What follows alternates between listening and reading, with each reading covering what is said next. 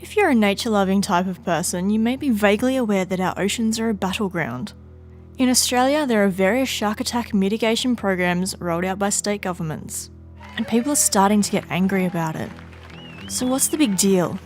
Australian Geographic's website says there's been 217 recorded fatal shark attacks since 1791 in Australia.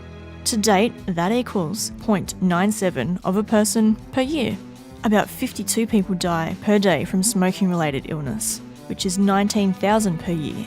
Based on these figures, it would take 18,430 years for the same amount of people to die if a shark bit them.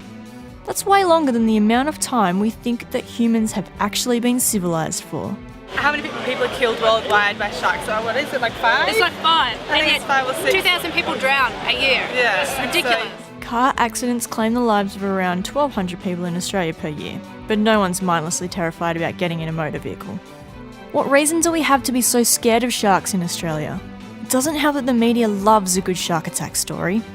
And we do, on average, have a higher number of fatalities than any other country since records began.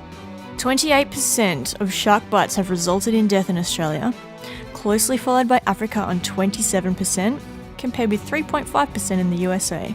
But really, that could just be the fantastic weather and beach factor here.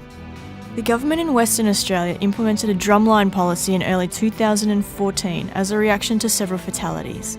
The policy was designed to primarily target great white sharks over 3 metres in length.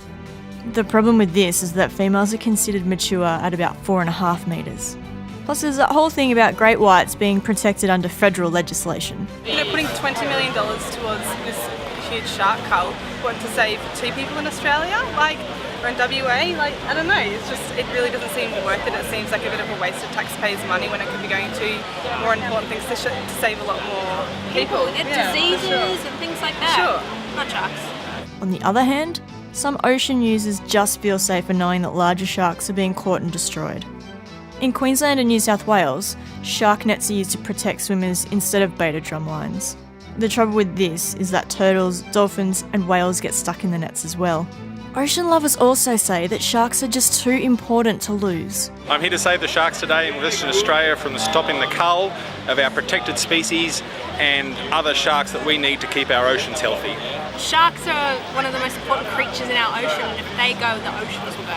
The reason why we put shark nets up is just another example of why humans are always trying to create this barrier between themselves and the wild. You're either going to love sharks or hate them, but you really can't argue that they're intriguing and a huge part of the ocean ecosystem.